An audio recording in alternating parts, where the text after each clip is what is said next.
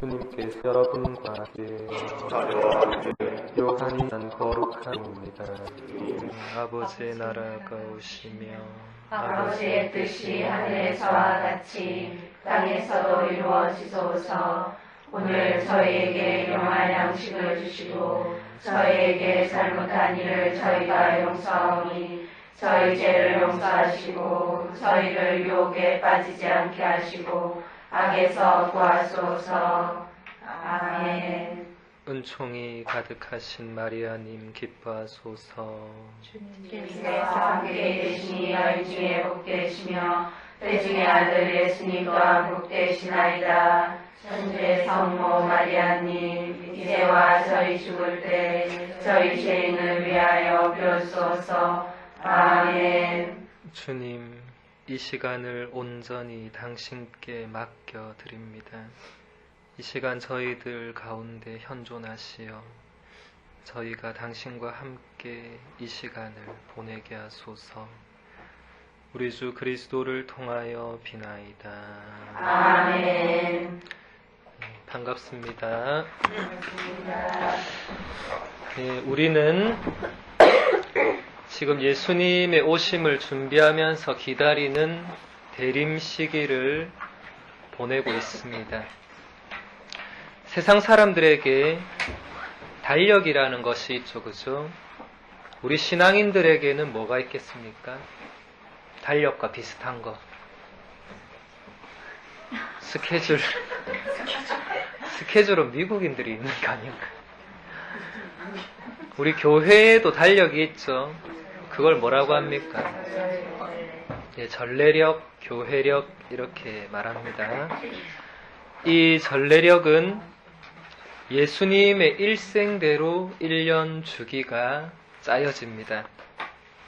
다시 말해서 예수님의 탄생, 그분의 공생활, 그분의 죽음, 그분의 부활, 그분의 승천, 그분의 재림, 이 모든 것이 전례력 안에서 한 해 주기로 이렇게 짜여져 있고 해마다 이것이 반복이 됩니다.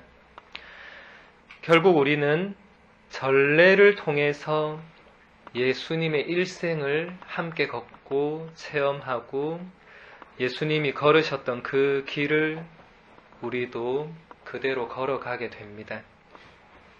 지금 우리가 보내고 있는 이 시기는 전례력의 시작으로서 예수님 탄생을 기다리고 준비하는 시기입니다. 그래서 우리는 이 대림 시기 동안 오실 예수님을 맞이할 준비를 합니다. 여러분들이 친구를 만나거나 집에 손님이 온다고 할 때 여러분들 어떻게 하십니까? 예, 준비를 하죠. 집을 엉망으로 해놓고 막 그냥 뭐 빨래 널어놓고 머리카락 막 떨어뜨려 놓고 친구한테 오너라 하는 사람 아무도 없겠죠. 온다 하면 그때부터 치우고 난리를 치고 막 해서 아무 일 없었던 것처럼 깨끗하게 막 싹 이렇게 손으로 쓸어도 먼지 하나 안 나올 정도로 깨끗하게 해서 오라고 합니다. 안 그런 집은 우리 집밖에 못 봤어요. 다른 집은 항상 가보면 깨끗하더라. 어쨌든 우리는 준비를 합니다. 깨끗이 씻고 깔끔한 옷을 입고 집안을 청소하고 음식도 준비하고 때로는 선물도 이렇게 깜짝 선물 이런 거 정말 감동을 주죠. 그죠? 다 이렇게 마련해서 마지막에 갈 때 내 마음이다 하면서 선물도 주고 이렇게 준비를 하고서 우리는 누군가를 만나고 또 손님을 맞이를 합니다. 아무 준비 없이 그냥 친구야 만나자든지 손님 우리 집 오십시오 하는 사람 아무도 없죠. 그래서 전례력에도 이 시작이 성탄절부터가 아니라 대림 시기가 먼저 있는 것입니다. 준비하고 그분의 오심을 맞이해야 된다는 것이죠. 친구를 만나거나 집에 손님 맞이를 하기 위해서 우리가 준비하는 시간은 정말 길어야 몇 시간입니다. 정말 한두 시간, 길면 3시간 안에 모든 준비를 다 할 수 있습니다. 근데 예수님은 우리가 그냥 만나는 친구나 그냥 오는 손님과는 차원이 다른 분이시죠. 그래서 3시간 준비하고 맞이할 수 없다는 것입니다. 그래서 4주간 동안 조금 길게 대림 시기가 주어집니다. 그래서 우리의 이 기간 동안 준비도 대충 손님 맞이하는 그런 몇 시간의 준비 정도에 그칠 수 없다는 것이죠. 그렇다면 오시는 예수님을 맞이할 준비를 우리가 어떻게 해야 될까? 여러분들 다 한 번씩은 고민했을 것입니다. 맨날 신부는 준비해라 떠들고 도대체 뭐 하란 말이고 실천표 사고 저금통 사고 기도하고 이것만 하면 되는지 도대체 어떻게 해야 되나? 그 답을 요즘 우리가 전례에서 매일 듣고 있는 세례자 요한이 우리에게 잘 가르쳐주고 있습니다. 세례자 요한은 오시는 예수님을 맞이하기 위해서 미리 이스라엘 백성들을 준비시킬 임무를 맡은 사람이죠. 제가 어제 강론 때도 이야기했습니다. 그 세례자 요한의 핵심 사명은 세례가 아니라 예수님을 증언하는 것이었다. 세례도 증언도 결국 다 같은 것이지만 그게 결국은 다 예수님을 이제 준비하는 거죠. 사람들을 미리 준비시키는 것입니다. 요한은 광야에서 사람들에게 죄를 뉘우치라고 회개하라고 외쳤습니다. 그리고 죄를 뉘우치고 회개하겠다는 사람들에게만 물로써 세례를 베풀었습니다. 그러면 도대체 회개가 무엇인가? 요한은 계속 사람들에게 회개하라고 했고 예수님도 공생활 시작할 때 첫 번째로 했던 말씀이 회개하라는 것이었습니다. 두 분의 말은 똑같았어요. 처음에는. 나중에 가서는 바뀌지만 예수님도 처음에 회개부터 하라고 했습니다. 하늘나라가 다가왔는데 먼저 회개하라고 했습니다. 이게 무슨 말일까? 회개라는 말로 번역되는 그리스어 메타노이아는 가던 길에서 돌아서다, 방향을 바꾸다 이런 뜻을 가지고 있습니다. 그래서 일단 쉽게 풀이하면 회개는 그동안 내가 살아왔던 삶의 길에서 돌아서는 것이다. 그리고 나의 삶의 방향을 바꾸는 것이다. 그렇다면 어디로 돌아서고 어느 방향으로 향해야 되는 것일까? 바로 하느님께로 돌아서고 하느님의 뜻에 내 삶의 방향을 맞추는 것입니다. 이것이 세례를 받기 위한 절대적인 조건이 된다는 것입니다. 여러분들이 세례를 그냥 받는 것이 아니라 이 과정이 먼저 있어야 된다. 사실 대부분의 신자들이 이 과정이 없기 때문에 세례를 받아도 받은 사람이나 안 받은 사람이나 똑같습니다. 생각하는 것도 안 바뀌고 말도 안 바뀌고 행동도 안 바뀌고 세례는 받았지만 의미가 없어진다는 것이죠. 이 회개의 과정이 빠졌기 때문입니다. 여기 있는 분들 중에는 물론 어른이 돼서 세례를 받은 분들도 계시겠지만은 많은 신자들은 아무것도 모르는 어린 갓난아기 때 유아 세례라는 것을 받죠. 진짜 아무것도 모르고 받습니다. 이때 유아 세례를 왜 주냐면 그 부모님과 대부모님의 신앙심을 보고 아이에게 세례를 줍니다. 여러분들이 이제 이 아이를 하느님 자녀로 훌륭하게 기르라고 줍니다. 그래서 이 아이는 회개 과정을 전혀 거치지 않죠. 바로 세례를 받았습니다. 그죠? 어른 때는 조금 다르지만 근데 어른들도 별반 차이는 없어요. 성인이 되어서 세례받는 사람도 6개월간 교리를 배웁니다. 길면 1년 동안 배우지만 아까 그 회개의 과정은 거치지 않습니다. 교리 시간에 여러분 회개하라고 막 이렇게 뭔가 회개에 대한 이런 구체적인 거를 가르쳐주지 않고 회개는 가르쳐준다고 되는 것도 아니죠. 그래서 신앙인들에게 세례라는 것이 어느 순간에 신앙인이 되기 위한 입문 과정일 뿐이고 그 이상의 의미를 지니지 못하게 되었습니다. 여러분들 다 세례받고 나서 그 의미에 대해서 지금 되새겨보거나 나에게 그 세례가 정말 획기적인 사건이었다, 이렇게 생각하는 사람들 한 명도 없을 것입니다. 사도 바오로는 예수님을 만난 그 사건, 다마스커스 가는 길에 예수님 만나고 눈이 멀고 했던 그 사건을 두고두고 회고하고 기억하면서 적어요. 막 내가 이때 예수님 만나서 내가 정말 바뀌었다고. 근데 우리는 세례받고 아무도 내가 그때 세례받고 내 인생이 바뀌었어, 이런 사람이 아무도 없다는 것입니다. 있어야 되는데 세례를 받으면서 우리는 완전히 새롭게 변하고 새 사람이 되는데 아무도 그러지 않는다는 것입니다. 전부 다 그냥 세례받고 나면 뭐 축하받고 그러나 끝이죠. 거의 대부분 다시 냉담하고 뭐 그냥 뭐 성당 와서 활동하고 뭐 그게 끝입니다. 실제로는 엄청난 것인데 우리는 그 의미대로 전혀 새롭게 바뀌지가 않는다는 것입니다. 세례는 하느님의 아들, 딸로 새롭게 태어나는 것입니다. 물론 이 세상에 하느님 아들, 딸 아닌 사람 없지만 세례받기 전에는 그거 아무도 인정하지 않죠. 설사 세례받지 않은 사람 우리가 가서 당신도 하느님 아들, 딸이요 이래 말하면 그 사람들이 뭐라고 하겠습니까? 그래서 어쩌라고. 나는 내 살기도 바쁘고 그거이든 아니든 나 아무 상관없고 내 밥 먹는데 아무 시장도 없고 그래 그 인정한다 해도 아무 상관이 없다는 거예요. 인정하지 않는데도 상관없고 인정해도 상관이 없고. 그래서 세례라는 것이 다릅니다. 세례를 받은 사람들한테는 다르다는 것입니다. 당신은 하느님 아들, 딸입니다 하면 이건 다르죠. 이제 그때부터는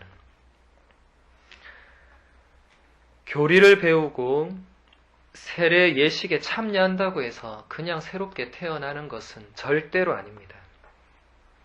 교리상으로는 우리가 세례를 받으면 하느님 아들, 딸로 새롭게 태어난다고 우리는 배웁니다. 그런데 세례를 받고 나서 이 자리에 있는 여러분들이 새롭게 태어났냐고 물어보면 아무도 자신 있게 그렇게 대답하지를 못한다는 것입니다. 정말 여러분들이 예전과 완전히 다른 사람이 되어서 살고 있습니까? 하고 물어본다면 대답할 수 없다는 것이죠. 세례받고 달라진 것이 있다면 주일에 이제 성당 가야 되는 거. 오히려 짐이 늘어나죠. 뭐 레지오 하면 또 레지오 가야 되고 뭐 해야 되고 보고할 거 해야 되고 뭐 헌금 내야 되고 교무금 내야 되고 빠지면 죄 되고 막 이런 식으로 잘못된 신앙의 길로 어떤 의무적인 어떤 매이게 되는 뭐 그런 것만 부과되지 그 외에는 달라진 게 없다고 사람들은 생각합니다. 그렇다면 세례 성사에 대한 교리가 뭔가 문제가 있는 것일까? 생각하지 않을 수 없죠. 왜냐하면 받고 나서 뭐가 바뀌어야 되는데 아무도 안 바뀌니까 이 세례 자체가 문제가 있는 것인가 한번 짚어봐야 됩니다. 내가 잘못됐나 세례가 잘못됐나 생각해 봐야죠. 분명히 우리는 물로 정말 이렇게 다 받았는데 그때 신부님이 깜빡했고 내한테 물을 안 부었나?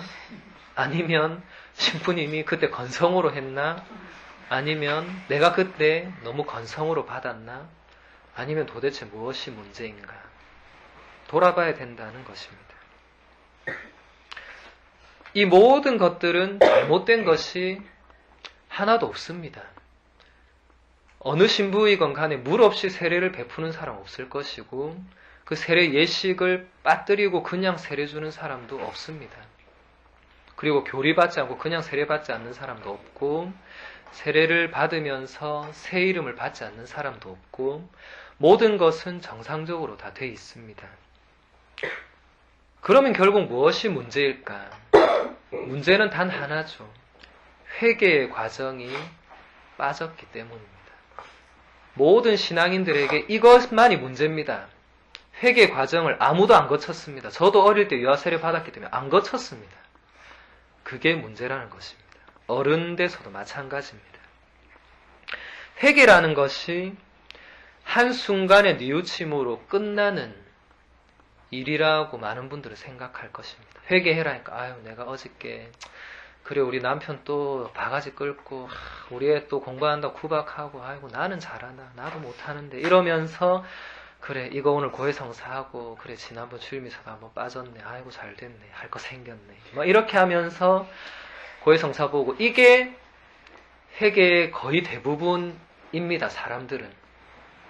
근데 결코 회개는 그 한순간 그걸로 끝나는 것이 아니라는 것입니다. 그거는 회개란 말이 아니고 그냥 내가 뉘우치고 돌아보고 반성한 그것이지 회개는 아까 말했던 것처럼 전인격적인 존재의 차원에서 방향이 바뀌는 것입니다. 여러분들은 세례를 받았지만 여러분들의 그 삶의 스타일을 안 버렸습니다. 예수님은 모든 것을 버리라 했는데 여러분들은 속으로 아이고 나 이거는 못 버리지. 내 일에 살아왔는데 나의 가치관, 나의 자존심, 내 가정생활 뭐 이런 모든 것들 하나도 안 바꾸고 세례만 덜렁 받죠. 거기서부터 이미 뭔가 잘못돼 간다는 것입니다. 예수님 제자들은 버리라 하니까 다 버리고 왔습니다. 집도 버리고 아버지 버리고 부모님도 버리고 배도 버리고 그물도 버리고 다 버리고 따라왔습니다. 그래서 사람이 바뀌었죠. 예수님 제자들도 그랬지만 바뀌는데 수십 년이 걸렸는데 우리는 버리라 했는데도 안 버리고 막 움켜쥐고 따라가니까 바뀔 리가 없죠. 죽을 때까지. 안 되는 것입니다. 버리라 하면 버려야죠. 버리라 하는데 이유가 있습니다. 그냥 버리라 하지 않습니다. 물론 우리가 정말 가지고 있어야 될 것들이 있습니다. 하지만 정말 예수님이 뭔가를 버려라 했을 때는 그 다음에 새롭게 얻어지는 것이 있으니까 다 버리라는 겁니다. 자신 있게. 여러분들 같으면 여러분 옆 사람한테 뭐 다 버리라 못하죠. 왜냐하면 책임을 못 지니까. 하지만 예수님은 다 버려라 해도 그 다음에 당신이 뭔가를 채워주시기 때문에 자신 있게 버려라는 것입니다. 나를 따르기 위해서는 모든 것을 다 버려야 된다. 이게 첫 번째 조건이었죠. 그 다음 두 번째 조건으로 십자가를 져야 된다. 그리고 와서 나를 따라야 된다. 예수님이 이렇게 자신 있게 말하는 것은 그렇게 했을 때 뭔가 반드시 주어지는 것이 있다는 것입니다. 우리들 대부분은 아무도 그렇게 하지 않았기 때문에 그 뒤에 뭐가 주어지는지 아무도 모릅니다. 예수님께서 고생하며 무거운 짐을 진 너희들은 다 나에게 오라고 내가 안식을 주겠다고 하지만 우리는 아무도 예수님한테 가지 않습니다. 왜냐하면 내가 이미 뭐 안식 누리고 있으니까 이미 집에 가면 뜨뜻하게 누워 자고 뭐 밥 먹고 아이고 뭐 걱정할 거 없고 그러고 있으니까 아무도 예수님 찾지 않는다는 것이죠. 힘들 때만 필요할 때만 찾지 그 이상 찾지 않는다는 것입니다. 몇십 년을 하느님 없이 살아온 사람이 갑자기 하나님 뜻대로 살 수 있는가? 거의 불가능합니다. 뭐 사도 바오로처럼 진짜 갑자기 획기적인 뭔가 이렇게 어떤 사건이 있으면 가능하겠지만은 보통 사람들은 불가능합니다. 그렇다고 우리가 맨날 하느님한테 하느님 나도 바오로처럼 좀 그래 되면 안 될까요? 이거 진짜 큰일 날 부탁입니다. 여러분 바오로처럼 살 수 있겠어요? 못 삽니다. 여러분 그래 살면 여러분 아마 난 절대 못 삽니다. 할 겁니다. 저조차도 바오로처럼 살아라면 아이고 나도 바오로 정도는 안 되고 아이고 배터리 씌워도 힘들어 죽겠는데 무슨 바오로는 무슨 바오로 이름 가진 사람들은 진짜 고생할 이름을 받았습니다.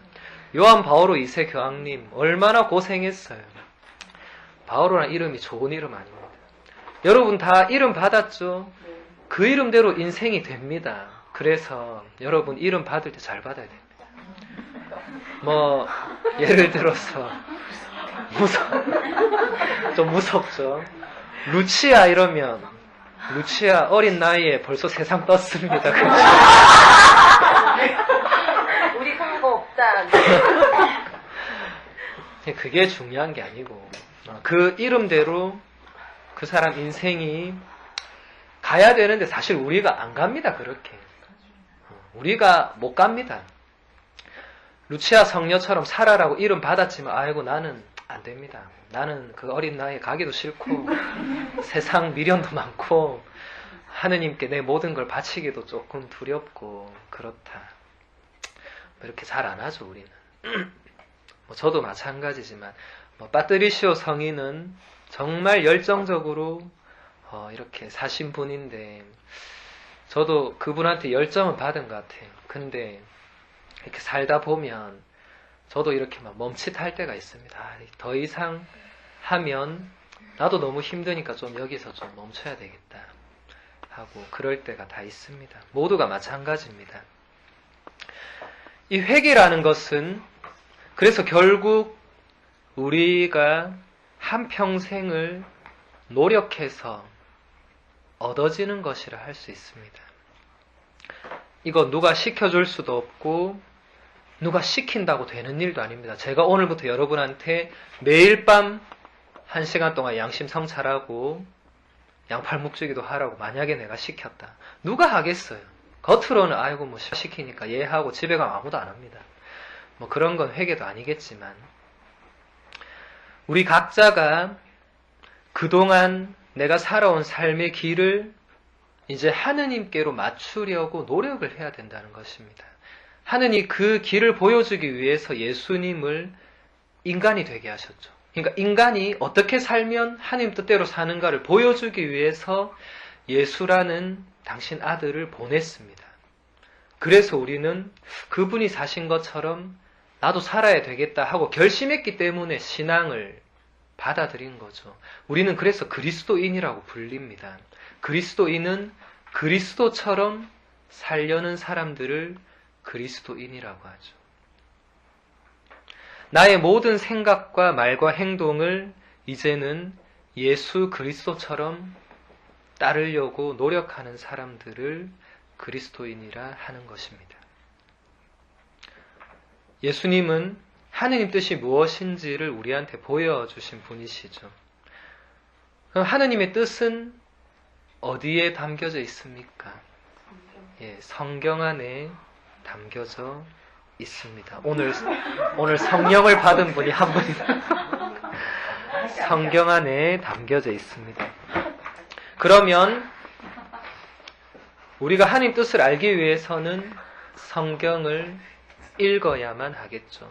그래야 하느님 누구신지 알 수 있고 하느님을 만날 수 있고 하느님 뜻이 무엇인지 하느님이 오늘 나에게 바라시는 것이 무엇인지 알 수가 있다는 것입니다. 그래서 성경을 읽지 않는 사람들은 하느님을 모릅니다.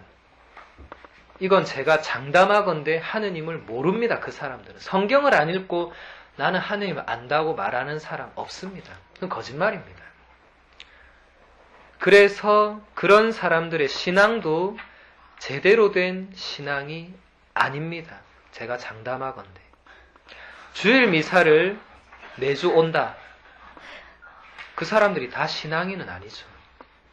제가 예전에 홍보문과 강의 때도 이야기했지만 종교인과 신앙인은 다릅니다.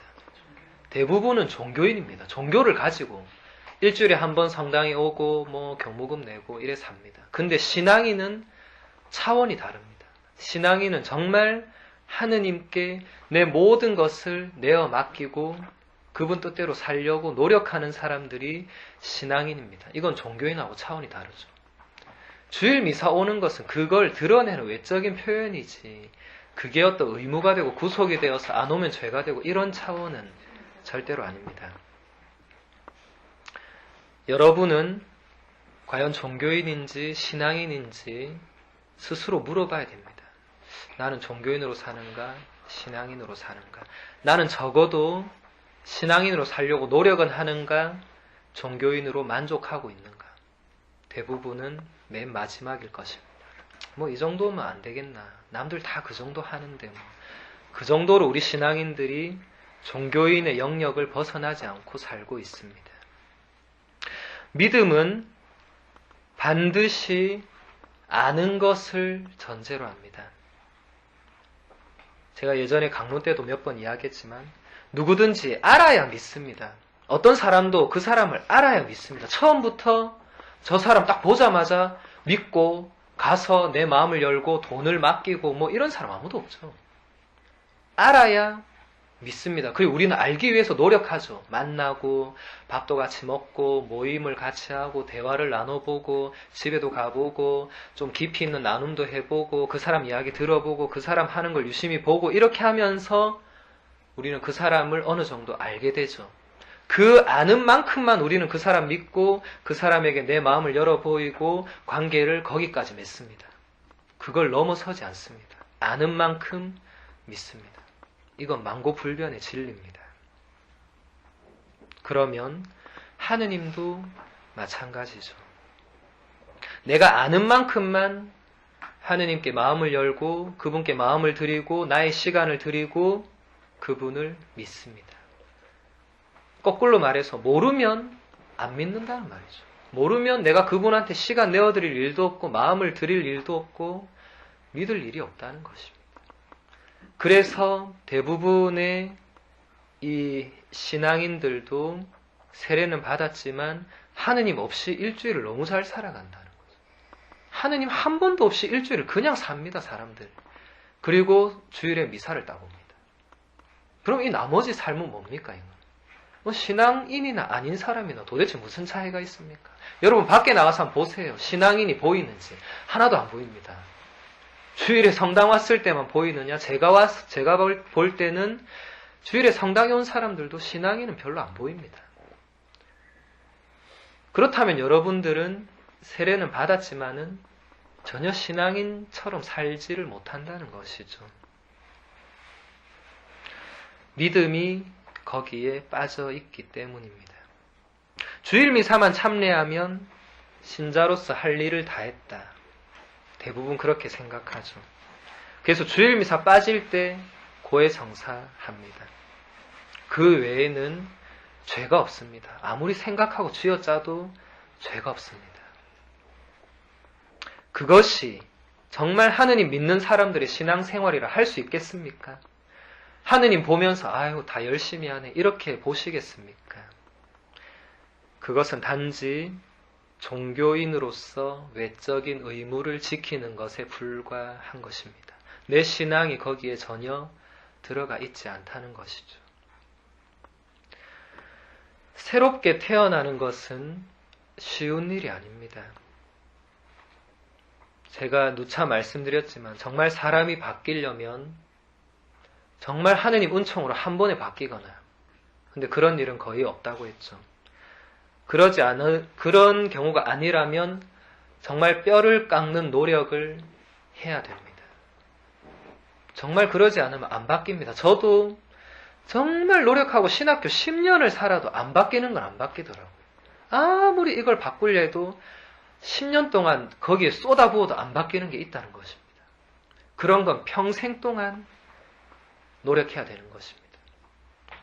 하물며 10년을 쏟아서 사람이 조금 바뀌는데 여러분들이 그 몇 년 신앙생활 그거 한다고 뭐 바뀌겠어요? 안 바뀝니다. 정말 여러분이 내가 이제부터 정말 하느님과 함께 살겠다고 마음먹고 매일 진짜 이렇게 쏟아붓고 해도 잘 안 되죠. 그래서 평생 동안 하는 것입니다. 이 신앙의 여정은 평생의 길이지 내가 한순간에 아이고 이제 좀 된 것 같네. 근데 이 정도면 좀 되지 않는가? 다른 사람보다는 좀 더 열심히 한 것 같고 좀 믿음 있는 것 같고 절대 그렇지 않습니다. 그거는 그 사람의 교만일 뿐이지 정말 그 사람의 신앙의 깊이가 나오는 건 아니죠. 사람들은 누구나 쉽게 살려고 합니다. 굉장히 본능적입니다. 어려운 거는 피하고 싶어 하고 좀 힘든 거는 너도 나도 안 하려고 하고 좀 쉽게 좀 편하게 이런 본능이 우리 안에 있습니다. 만약 세상 모든 사람이 그런 본능대로 살면 세상 어떻게 되겠어요? 세상 돌아가겠어요? 안 돌아갑니다. 우리는 아침에 눈 뜨기 싫은 걸 정말 억지로 눈을 뜨지만 그 눈을 떴기 때문에 하루가 시작되지 계속 감고 있어 보세요. 하루 종일. 애 밥도 안 주고 가든 말든 네 맘대로 해라. 나는 누워있겠다. 이러고 있으면 그 집이 어째 되겠습니까? 네 글자로 가정 파탄이 납니다. 그죠? 애들은 집 나가고 남편은 술 먹고 돌아오고 나는 누워있고 뭐 이래 되겠죠. 뭐 그런 집도 있겠죠. 본능대로 살면 인생 제대로 못 삽니다. 근데 우리는 참으로 안타깝게도 자꾸 본능대로 살려고 거기에 몸을 맡기죠. 역주행을 안 합니다. 근데 하느님의 뜻은 항상 본능과 역방향입니다. 너무 신기합니다. 바오로 사도가 항상 말합니다. 육체에 따라 살지 말고 성령에 따라 살아라고. 이 둘은 반드시 반대되는 것이기 때문에 하나를 따르면 하나는 반대로 간다. 육체의 본능에 자꾸 충실하려고 가면 하느님 뜻과는 멀어진다는 것입니다. 반대로 하느님 뜻에 충실하려고 하면 이제 육체의 길이 멀어지죠. 맨날 싸웁니다. 바오로 사도도 너무 힘들었습니다. 내 안에 항상 이 두 개가 싸운다고. 성과 악이 내 안에서부터 막 충돌을 한다. 나는 하나님 뜻을 따르고 싶은데 내 안에서 반대 목소리가 나온다고. 그러지 마라. 우리도 똑같죠. 기도 좀 해보려면 아이고 오늘 마 참아라. 니 아까 많이 했다. 니 아까 성당 갔다 왔지. 뭐 이거 했지. 마 쉬라 그래.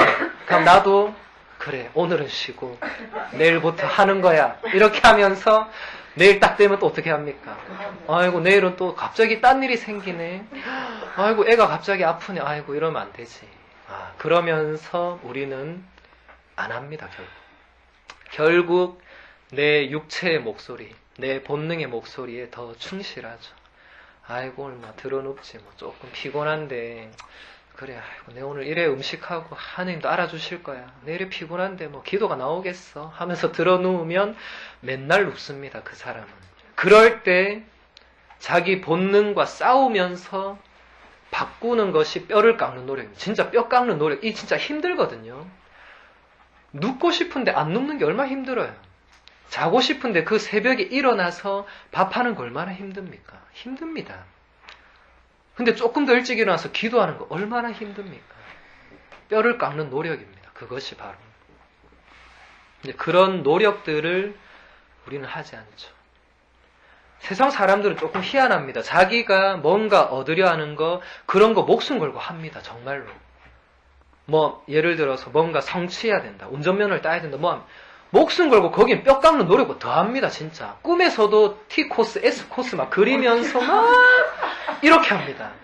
그런데 신앙의 여정에 있어서는 너무 신기하게도 사람들이 꼼짝을 안 합니다.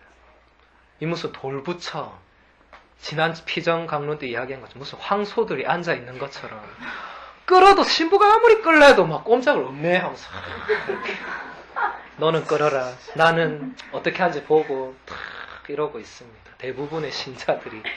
그래서 저나 우리 수녀님들은 하면 할수록 이제 힘듭니다. 이제 왜냐하면 끌어오면 참 편한데 끌어오는데 안 끌리면 어떻게 됩니까? 힘이 더 들어가겠죠. 그러다 보면 이제 우리도 지칩니다. 이제 끌다가 아이고 도저히 안 되네. 이 무슨 속에 경읽기도 아니고 안 되네 하면서 자꾸 포기하죠. 우리도. 그 정도로 신자들이 이 신앙 여정에서는 돌부처가 됩니다. 뭐 하라 하면 잘 안 하고 뭐 이렇게 하면 좀 잘 안 듣고 좀 이렇게 해보자 해도 안 하고 막 그런다는 것이죠. 희한하죠. 무슨 약 먹은 사람도 아니고 왜 성당에만 오면 그렇게 안 하려고 하는지. 성당에 오면 뭐든지 빠지려고 좀 안 하려고 막 이럽니다. 사람들은. 딴 데 가면 서로 하려고 하고 안 시켜주나 막 이러고 뭔가 열심히 하고 채우려고. 근데 신앙의 여정에서는 그러지 않는다. 좀 하느님에 대해서 좀 알고 싶어하고 이런 갈망이 전혀 생기지 않는다. 저도 이유를 모르겠어요. 왜 그런지. 하느님은 매일 우리를 부르시는데 왜 우리는 거기에 응답하지 않는가. 면허 시험 칠 때 시험관이 부르면 바로 달려가는데 우리는 왜 하느님 부르시면은 달려가지 않는가. 그래서 수많은 사람들에게 종교는 일종의 안식처 역할밖에 안 되죠. 도피처. 정말 여러분 도피할 때는 성당 잡읍니다. 집에서 싸우고 지지고 뻗고 하면 성당에 와서 눈물을 흘리면서 하느님께 하느님 제발 우리 남편 회개 좀 시켜주세요 하면서 막 울면서 매달립니다. 그리고 돌아가서 똑같은 거 보고는 아이고 하느님도 안 되네. 이 사람은 도저히 회개가 안 되네. 이러면서 또 똑같이 하죠. 본인도 회개 안 하고 그죠. 종교에서 마음의 위로만 얻으면 그만입니다. 제가 볼 때 대부분 사람들 조금 위로받으면 아이고 이 정도면 됐다. 그래 뭐 이 정도면 충분하다. 그래서 그런 사람들이 일주일에 1시간을 성당에 투자하는 겁니다. 일주일에 1시간만 와도 되는 사람은 그 시간만 와도 충분하기 때문에 그 이상 안 옵니다. 일주일 딱 오고 일주일 내내 그분 없이 살기 때문에. 그런데 그분이 없이 못 사는 사람은 매일 와야 됩니다. 저는 그분 없이 단 한순간도 살지 못한 거 알기 때문에 아예 하느님이 성당에 갖다 놨어요. 니는 성당이 없으면 도저히 안 되겠다. 니는 그래서 막 여기다 붙어 있어야 되겠다. 그래서 오히려 사제나 수도자들이 보면 더 부족한 사람들입니다. 더 하느님 필요하기 때문에 거기 붙어 있습니다. 오히려 여러분들이 좀 더 강하고 능력도 뛰어나기 때문에 세상에 이렇게 하느님 보내는 것이죠. 사제나 수도자 세상 나가도 아무것도 못합니다. 여기서야 뭐 이렇게 큰 소리도 치고 막 이렇게 세상 나가면 뭐 우리가 뭐 하겠어요. 아무도 뭐 사제라고 해서 뭐 이렇게 따라주거나 듣고 이러지 않죠. 일주일에 1시간 투자하는 사람들에게는 종교라는 것이 삶의 여러 영역들 중에서 하나밖에 안 됩니다. 그죠? 정치, 경제, 내 취미, 밥 먹는 시간, 뭐 하는 시간, 만나는 시간, 개모임 시간, 뭐 중에서 종교 1시간. 다 그래 되는 겁니다. 어떤 교리 선생님이 아이들한테 칠판을 이렇게 딱 주면서 여러분들이 하루를 살면서 하느님이 이 칠판이 그 하루라면 이렇게 적어보라 했어요. 하루 동안 뭐 하는지. 그러니까 애들이 막 적었어요. 밥 먹기, 운동하기, 떠들기, 저 칠판 다 찼어요. 그 선생님이 그러면 거기에 하느님이 들어갈 자리가 없다. 그래서 다시 그거 다 지우고 여러분들이 하루에 하느님께 드리는 시간이 얼마 되는지 한번 적어봐라 했어요. 아무 애들이 거기 적지를 못했어요. 뭐 적을 공간이 없는데 뭐 어디다 적겠어. 이미 다 찼는데 뭐 하고 그게 우리 삶이란 것입니다. 하루 종일 뭐 하고 하면서 그분이 없다는 것이죠. 정말 여러분들이 오늘이라는 칠판에 정말 하느님 세 글자가 가득 찰 수 있다면 그 글자가 가득 차고 그 밑에 조그맣게 이것도 조금 저것도 조금 이렇게 될 수 있다면 그게 가장 신앙인들의 이상적인 삶의 모습일 것입니다. 우리들은 자신이 누구를 믿고 있는지 신앙인이 어떤 사람인지에 대해서 별 관심이 없습니다. 여러분들 신앙인이 어떤 사람입니까? 이렇게 물어보면 대답을 못합니다. 관심이 없어요. 신앙인이 뭘까? 정말 믿는다는 게 뭘까? 미사를 저렇게 하는데 저 왜 저렇게 할까? 이렇게 궁금해하지를 않는다는 것입니다. 궁금해야 되는데 여러분들은 세상 일은 굉장히 호기심을 가집니다. 뭐 딱 하면 저건 왜 저러지? 저 왜 저러지? 그래서 무슨 스펀지랑 프로도 있고 인터넷 그 네이버 내 찍어 물어보죠. 이거 왜 이래요? 하면서 거기에 하느님에 대한 질문 이런 거 거의 없죠. 미사 때 신부가 왜 저렇게 팔 벌리는지 이런 거 전혀 안 궁금합니다. 그냥 저러는가 보다. 세상 일에는 눈을 부릅뜨고 그런 걸 궁금해하는데 관심이 그만큼 없다는 말이죠. 이 시간은 빨리 마치고 돌아가야 되는 시간. 특히 우리 성당 더 그렇습니다. 딱 정시에 들어와서 딱 끝나면 바로 집에 갑니다. 이 1시간 빨리 마치고 가서 다른 거 해야 되는데 미사 좀 길어지면 짜증나죠. 오늘따라 왜 저리 말이 많네 이러면서 지금 가서 누구 만나야 되고 뭐 해야 되고 막 해야 되는데 오늘따라 저 신부님 필 받았네. 큰일 났네 이러면서 어떤 사람 살 일나서 짐 챙겨가지고 싹 나가죠. 그만큼 이 시간 여러분들은 하느님께 온전히 바치고 이런 시간이 아니라 많은 영역 중에 그 1시간 겨우 빼놓은 그것도 마지못해 1시간 딱 빼놓은 그게 넘어가면 이제부터 다른 계획에 지장이 생기니까 몹시 짜증이 나고 스트레스 받고 이제 이 신부 피해야 되겠네. 다른 신부 시간에 가야 되겠네. 막 이렇게 된다는 것이죠.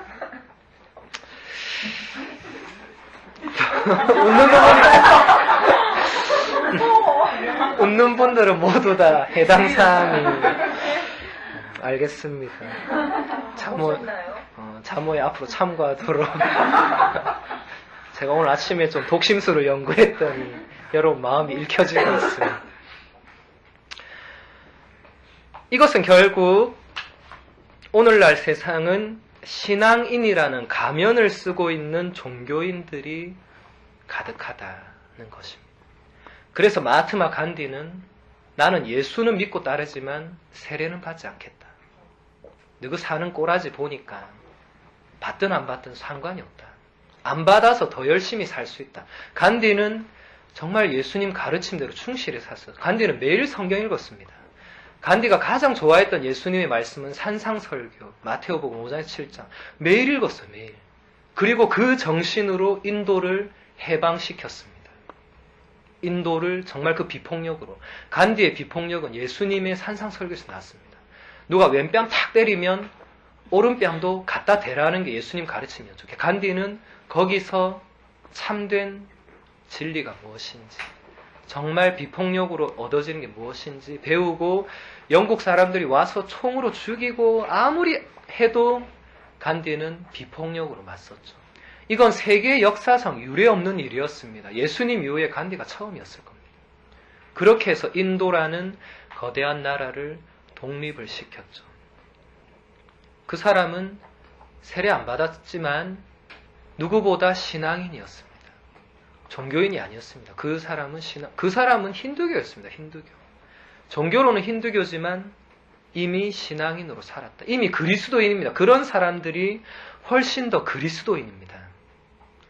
칼라너가 말한 익명의 그리스도인. 세례 받지 않았더라도 정말 예수님의 정신으로 사는 사람들이 많다는 것입니다. 그리고 제2차 바티칸 공유에는 그 사람들에게 하늘나라는 열려있다고 말했습니다. 세례 받든 안 받든 상관없다고. 그런 사람들은 이미 하느님 품에 들어가 있다는 것이죠. 우리는 그 반대라는 것입니다. 세례를 받은 사람들도 그리스도인이 무엇하는 사람인지 관심이 없습니다. 또 예수라는 인물과 그분의 말씀과 행동들 또한 아무런 의미가 없습니다. 대부분 다 자기 인생 살아온 대로 계속 살아가기에 바쁘죠. 사제는 매일 주일마다 강론을 하지만은 사람들은 별로 귀 기울이지를 않습니다. 또 듣는다 하더라도 미사를 딱 퇴장성가 마치고 일어서는 그 순간에 깨끗하게 잊어버리고 또 평소대로 살아가죠. 거기에 내 마음이 없기 때문입니다. 진짜 마음이 있으면 어린 아이가 헛소리를 해도 듣습니다. 그리고 거기서 뭔가를 얻어내는 사람들이 있습니다. 엄마야, 저 애가 오늘 미쳤네. 이런 게 아니라 엄마야, 저 아이를 통해서 하느님께서 오늘 나한테 이런 메시지를 또 던지는구나. 이렇게 다른 사람이 있다는 것이죠. 그리스도인이라고 할 때는 예수라는 인물의 말씀과 행동과 삶을 나도 따라 살겠노라고 결심한 사람들이 그리스도인입니다. 누가 물어본다면, 세상 사람들이 여러분 도대체 누구요? 하고 묻는다면, 어제 복음에서 사람들이 요한 보고 당신 도대체 누구냐고 물어봤을 때 요한이 이야기하죠. 나는 그리스도 아니다. 나는 메시아도 아니고 엘리야도 아니고 예언자도 아니고 나는 광야에서 외치는 이의 소리다. 자기가 누구인지 그 정체성을 제대로 안다는 것은 굉장히 중요한 일입니다. 아까 말했듯이 아는 만큼 믿고 아는 만큼 살기 때문이죠. 정말 요한은 자기가 광야에서 외치는 이의 소리란 걸 알았기 때문에 그 소리의 역할로 충실히 살았습니다. 내가 그리스도다 했으면 요한의 삶은 이상해졌을 것입니다. 광신도 이단 종교 하나 만들었겠죠. 우리도 마찬가지. 그리스도인이라고 누가 물어볼 때 내가 아는 만큼 내가 살고 있다는 것을 말해줍니다. 내가 여러분한테 그리스도인 뭡니까? 물어봤을 때 여러분이 그리스도인은 뭐 이런 거 아닐까요? 그럼 그대로 산다는 겁니다. 그 정도만큼만 내가 알고 있는 만큼만. 그 전까지는, 세례를 받기 전까지는 나의 기준과 나의 생각과 나의 말과 나의 행동이 내 삶을 다 지배했습니다. 뭐 다른 사람 별 필요 없었어요. 누가 말해도 뭐 나는 내대로 사는데 뭐. 니는 니대로 살고 나는 내대로 살고. 그렇게 해왔지만 이제는 내가 아니라 예수라는 인물이 나의 기준과 나의 생각과 나의 말과 나의 삶을 다 지배하도록 바꾸는 사람들이 그리스도인들입니다. 그래서 사도 바오로는 갈라디아서에서 이런 말을 하죠. 이제는 내가 사는 것이 아니라 그리스도가 내 안에 사시는 것입니다. 예전에 나는 다 그리스도 예수와 함께 십자가에 못 박혀서 죽고, 이제 나는 그리스도와 함께 새롭게 태어나는 것입니다. 이게 진짜 세례입니다. 예수님이 십자가 못 박혀 죽은 것처럼 우리도 그 전까지의 모든 삶을 다 죽고, 그래서 물에 빠지는 겁니다. 세례 때 물에 빠집니다. 요즘은 약식으로 하니까 물을 붓지만 예전에는 세례자 요한이 세례를 줄 때 물에 이렇게 푹 담갔습니다. 사람을. 푹 담그면 어떻게 됩니까? 어떻게 됩니까? 예? 씻겨지기 전에 푹 담그고 계속 있으면 어떻게 됩니까? 죽잖아요. 진짜 옛날에는 푹 담그고 죽기 직전에 건졌습니다. 그럼 어떻게 됐겠어요? 정말 기쁘지 않겠어요? 와, 안 죽고 살았구나. 와, 진짜 이 세상이, 여러분 진짜 막 물에서 죽으려다가 딱 나오면 세상이 정말 다르죠. 정말 감사하고 새롭게 태어나는 게 세례였습니다. 예전에는 완전히 담갔습니다. 이 물은 죽음을 상징하죠. 물에 들어가면 사람 죽습니다. 물에서 사는 사람 아무도 없습니다. 뭐 인어공주 이런 사람 빼고 나머지는 죽습니다.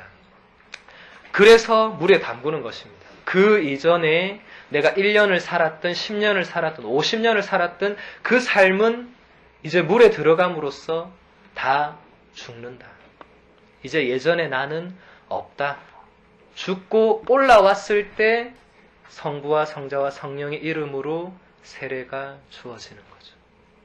이제는 성부, 성자, 성령의 이름으로 이 사람에게 새 이름을 주고, 새 이름을 준다는 건 뭡니까? 이름은 그 사람을, 완전히 그 사람을 이제 규정하죠. 누구야 부르는 그 사람이 그 사람인데, 이름이 새롭게 된다는 것은 사람이 바뀐다는 겁니다. 여러분 더 이상 세례를 받고 성당에 오면 옛날 이름을 안 부릅니다. 뭐 발렌티나, 루시아, 율리안나, 안젤라 뭐 이렇게 부르지 옛날 이름 안 부릅니다. 진수가 이렇게 안 부른다는 것이죠. 아무도. 뭐 세상 친구들은 그래 진수가 그래 똥개야 뭐 이렇게 부르지만은 여기서는 아무리 똥개 같은 짓 해도 똥개라고 안 부르죠. 그 사람의 이름이 있습니다. 그 이름대로, 그게 제가 아까 이야기했죠. 그게 그 이름대로 산다고. 살아야 된다고. 그래서 이름을 주는 겁니다. 새 이름을. 정말 리디아 성녀대로, 정말 뭐 발렌티나 성녀대로, 뭐 글라라 성녀대로, 그 삶대로 살아라고. 정말 그렇게 거룩하게 살고 죽으라고. 그의 하늘나라 가라고. 이름 주는 것입니다. 그러기 위해서 우리가 해야 될 첫 번째 일은 예수가 누군지를 알아야 됩니다. 예수. 우리 맨날 입버릇처럼 예수. 저 울산역에 가면 예수 천국 불신족하는 그 예수 도대체 누구냐? 얼마나 자신 있으면 예수 천국이라 써놨겠어요. 자신이 있다는 겁니다. 예수가 천국이라고 이렇게 말하는, 이 사람들은 나한테 예수는 천국이다 이 말입니다. 이 사람들은 자기 신앙고에 고백하는 거예요. 그거 잘못된 건 아닙니다. 이제 선교 방식이 좀 맞지 않을 뿐이지 그 사람들은 진짜 확신에 차서 예수는 천국이요 이래 말하는 겁니다. 그게 불신은 지옥이요 말하는 겁니다. 이거 성경구절입니다. 성경구절. 요한복음에서 예수님 실제로 말합니다. 사람의 아들을 믿지 않는 자는 단죄받을 거라고. 사람의 아들 믿는 사람만이 영원한 생명을 얻을 것이라고. 이 예수님 직접 한 말입니다. 저가 지어낸 말이 아니에요. 근데 얼마나 자신 있으면 거기서 그렇게 사람들 많은 데서 막 떠들겠어요. 예수 천국하고. 우리는 그 사람들의 그 방식은 잘못되었을지라도 그 사람들이 정말 그렇게 하는 그 확신은 우리도 배워야 됩니다. 우리도 누군가한테 예수는 나에게 모든 것입니다. 예수는 나에게 천국입니다 하고 말할 수 있어야 됩니다. 그리스도인들이라면. 여러분들은 어디 가면 내 신앙 가지고 부끄러워하고 뭐 아닌 척하고 숨기고 성경도 안 꽂고 그냥 같이 뭐 이렇게 하지만 그게 아니라는 것이죠. 세상 사람들이 봤을 때 저 사람은 예수라는 사람과 좀 닮아 있다. 뭐 이 정도만 돼도 아주 훌륭하죠.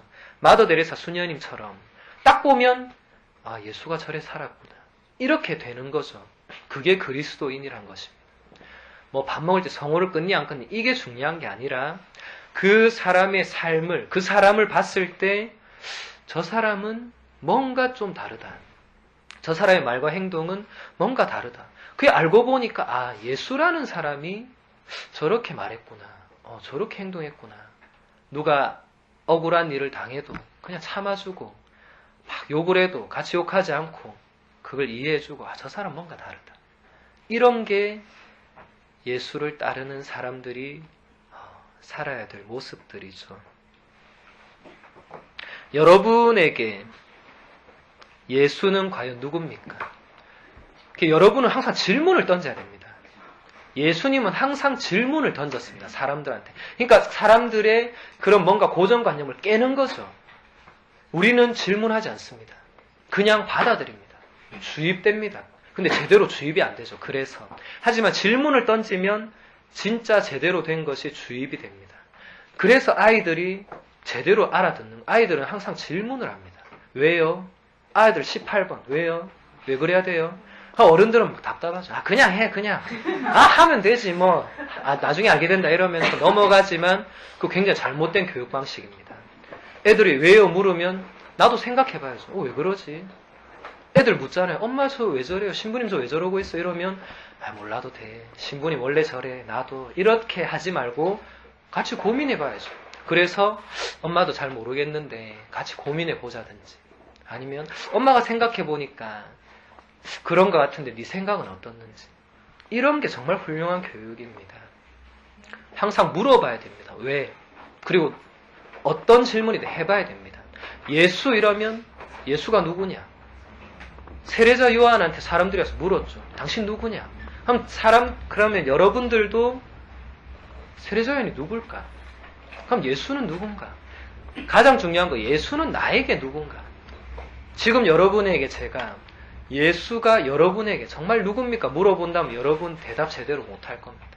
그냥 뭐 주님 정도, 뭐 하느님, 뭐 구세주, 메시아, 뭐 배운 칭호들을 갖다 붙이겠죠. 그것은 참된 신앙 고백은 아니죠, 그죠? 예수가 나에게 누구냐 이 질문에 대한 대답이 나의 진짜 신앙입니다. 예수라는 인물이 여러분의 생각과 여러분 존재에 미치는 영향이 어느 정도인지 한번 돌아보시기 바랍니다. 내 인생에 예수는 얼마나 영향을 행사하고 있는가? 나의 결정, 나의 삶에 예수는 얼마나 영향력을 퍼뜨리고 있는가? 이 굉장히 중요하죠. 우리는 혼자 결정하지 않습니다. 누군가의 영향을 끊임없이 받죠. 누가 이거 하면, 어느 엄마가 학원에 쟤를 보내면, 나도 보내야 되겠네. 뭐 이렇게 된다는 겁니다. 아주 쉽게 영향을 받아요. 저 집에는 태권도도 안 해. 그럼 우리 애는 검도를 시켜야지. 이러면서 아주 영향을 받습니다. 그런데 예수라는 인물에 대해서 영향을 별로 안 받죠. 저 집은 저렇게 기도도 안 해. 이렇게 안 합니다, 우리는. 저 집은, 저 기도도 안 해. 엄마 신기하네. 저 집 참 신기하네. 이러면서 우리는 아무렇지 않게 넘어갑니다. 그죠? 결국 이 질문은 여러분은 예수를 얼마나 알고 있는가?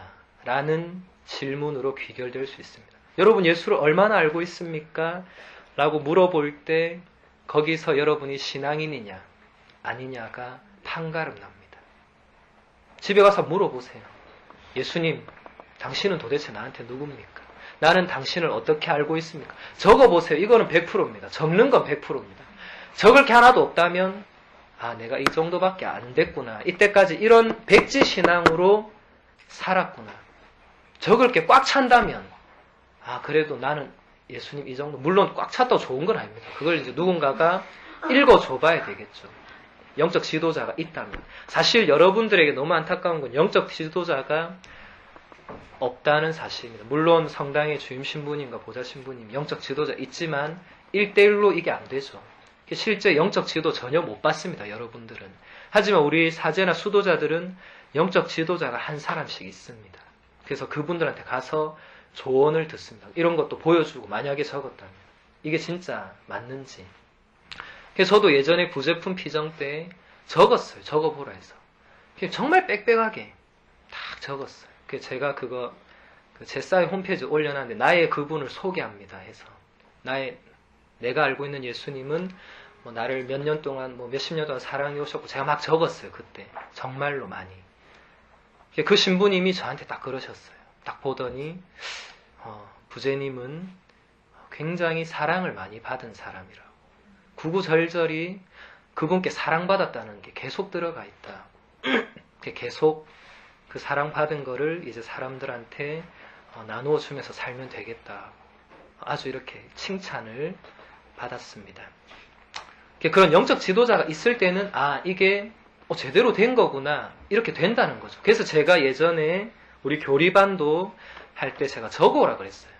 복음 말씀 주고 느낌을 적어와봐라. 그러면 내가 그걸 보고 이렇게 다시 이렇게 뭘 해주겠다. 사실 이런 영적 지도가 다 돼야 되는데 이게 잘 안 되죠. 뭐 신자는 너무 많고 신부는 한 명이고 이러니까 사실 현실적으로 뭐 안 되는 것입니다. 그래도 여러분들이 집에서 한번 적어보세요.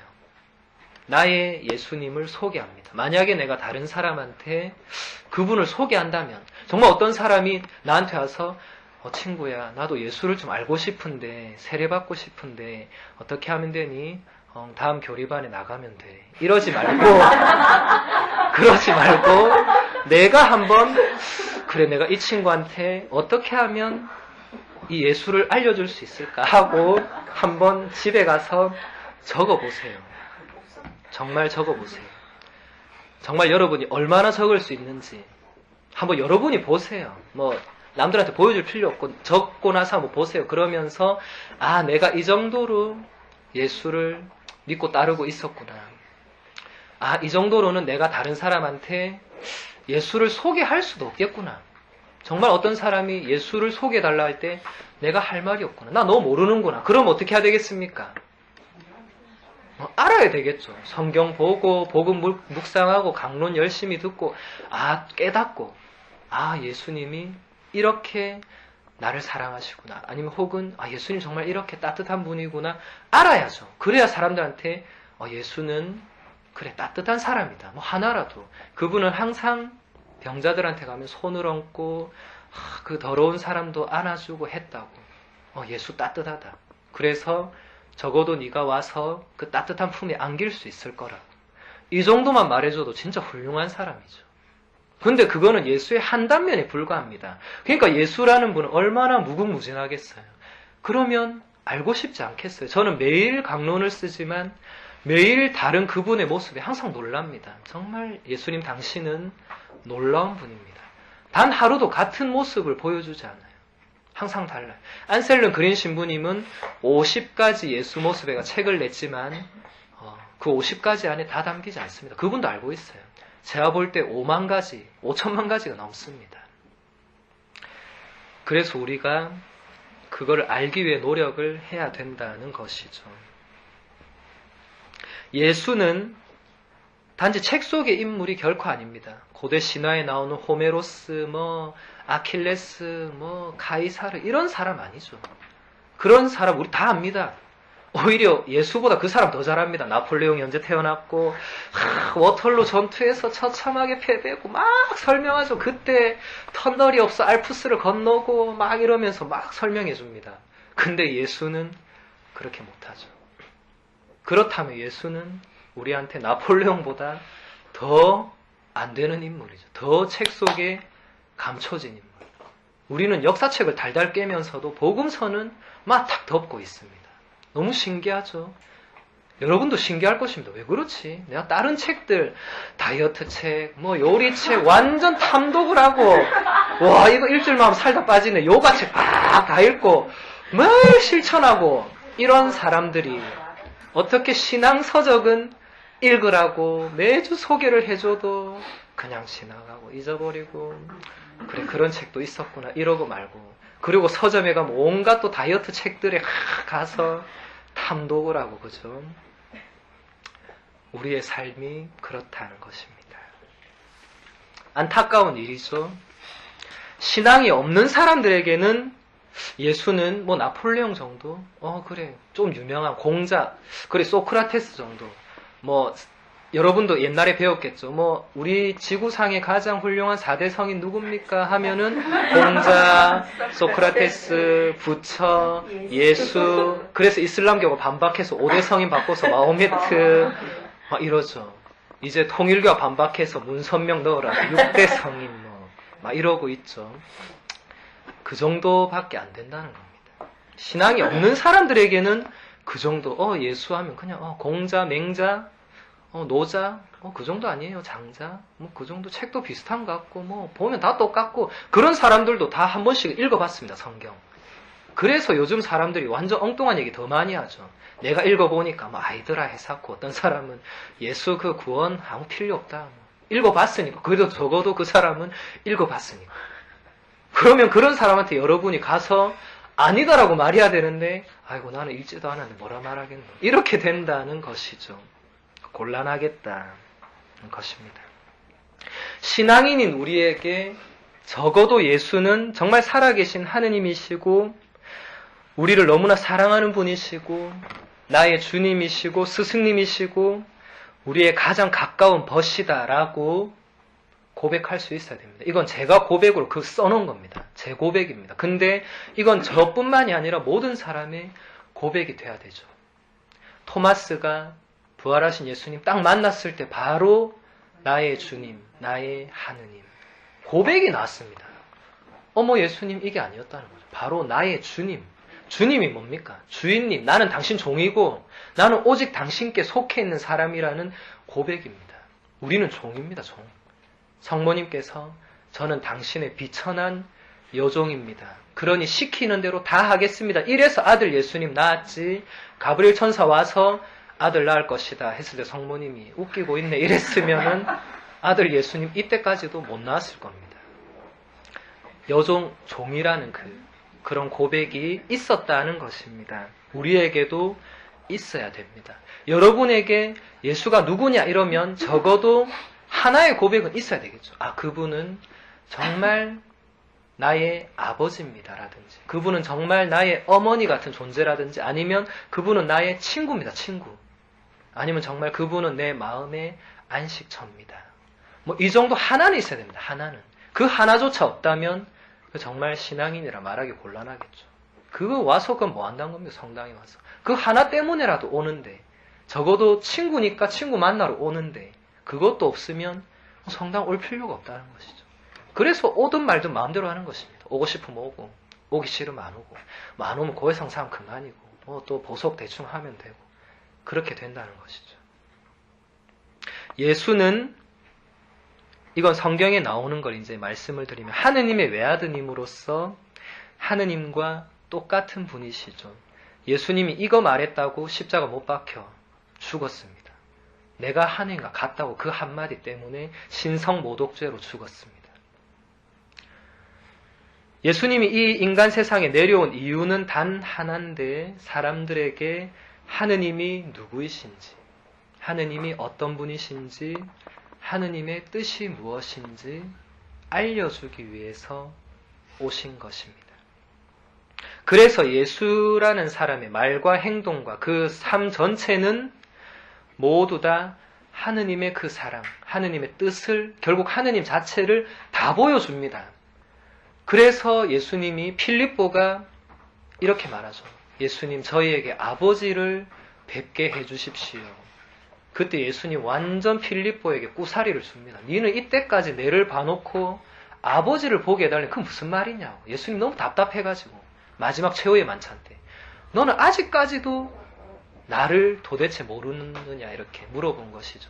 얼마나 답답했으면.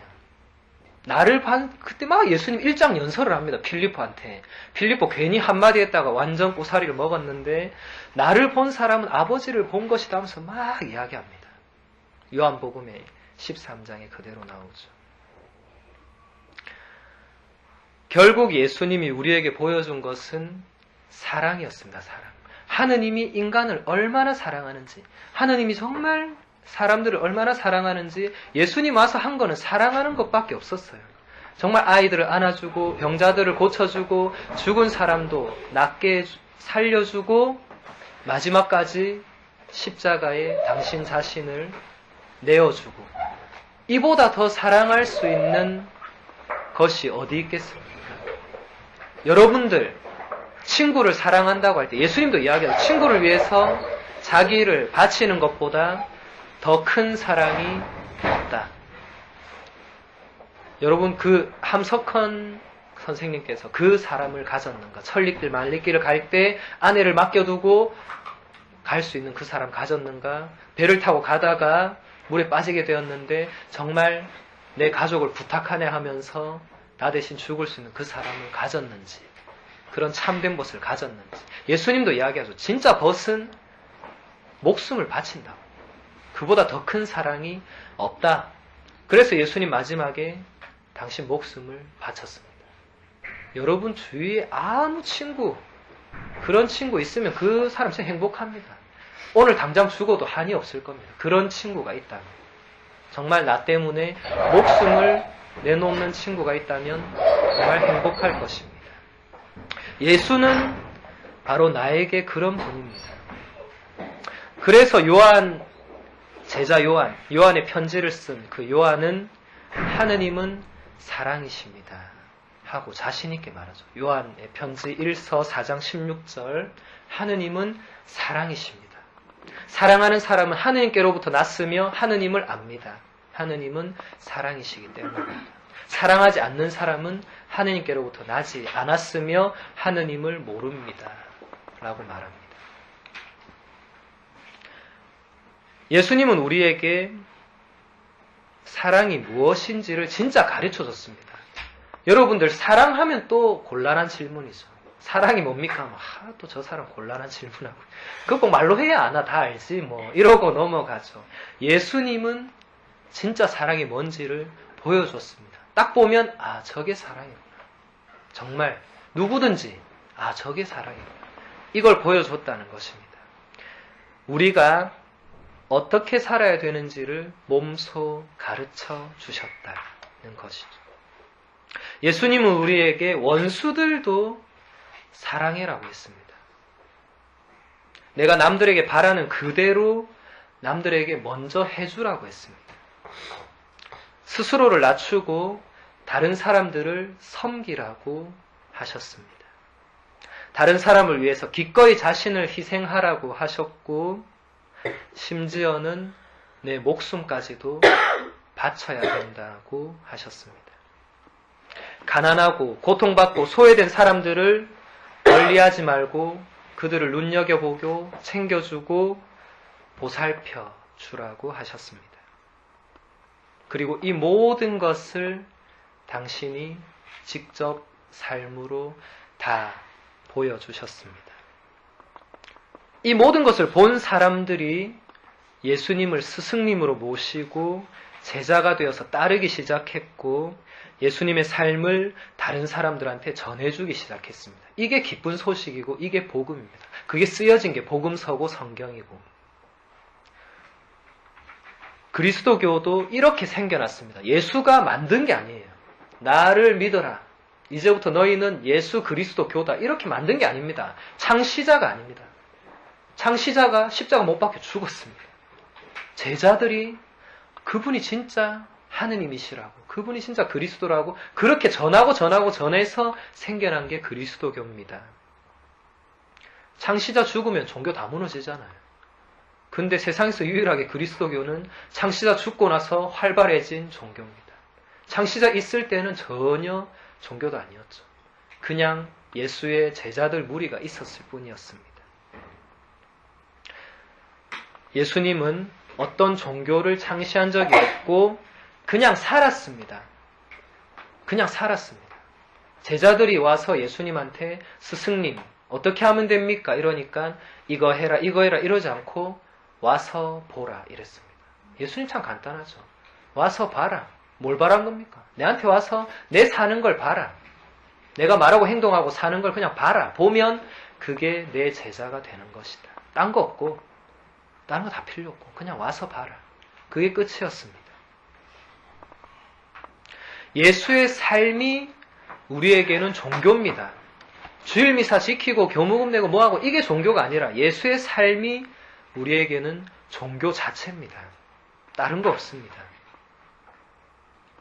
예수라는 인물을 그저 믿는 것이 종교가 아니라 그분이 사셨던 것처럼 사는 것이 나에겐 종교고 그게 그리스도인들의 삶입니다.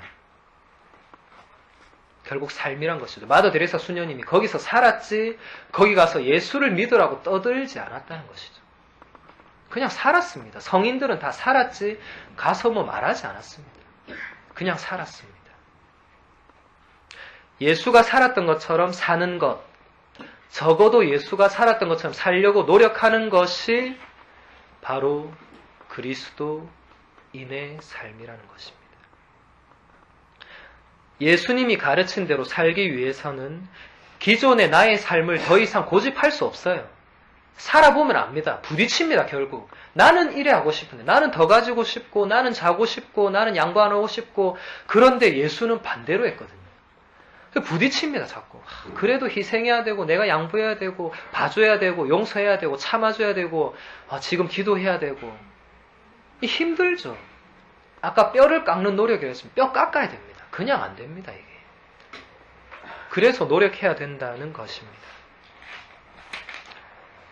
예수님의 가르침대로 내 삶의 방향을 이제 바꾸어야 된다는 겁니다. 이게 회개입니다, 회개. 이제까지 계속 제가 이야기했던 회개. 바꾸는 거. 바꾸는 거. 나부터 바꾸는 거. 내 작은 행동, 내 작은 말 하나, 내 행동 하나하나를 바꾸어 나가는 것이 회개입니다. 삶을 바꾸지 않고 그냥 예수를 믿고 따른다. 이거 거짓말입니다. 불가능한 일. 그래서 간디가 그리스도인들을 좋아하지 않았어요. 끝까지 세례받지 않았어요. 왜냐하면 받아도 삶이 안 바뀌기 때문에 나는 그냥 따르겠다. 이 얼마나 사실 부끄러운 일입니까? 저는 간디의 그 책을 읽으면서 굉장히 부끄러웠습니다. 그리스도인들이 정말 조금만 제대로 살았으면 간디가 저렇게 말 안 했을 건데. 우리가 마더 데레사처럼, 마더 데레사 간디보다 조금 뒤에 나타났죠. 마더 데레사 조금만 빨리 나타났으면 간디 세례 받았을 건데 하고 그런 생각 들었습니다. 삶을 바꾼다는 것이 대림 4주 만에 되겠습니까? 절대 불가능한 일입니다. 4주 만에 인생 바뀌면 그거는 로또 복권 당첨되는 것보다 더 놀라운 일입니다. 그러면 모두 신앙이 쉽게 될 거예요. 그러면 저도 아마 어디 그 장판 그 판 내걸고 4주 만에 인생 바꿔드립니다. 저도 아마 어디 나가서 돈 벌고 있을 겁니다.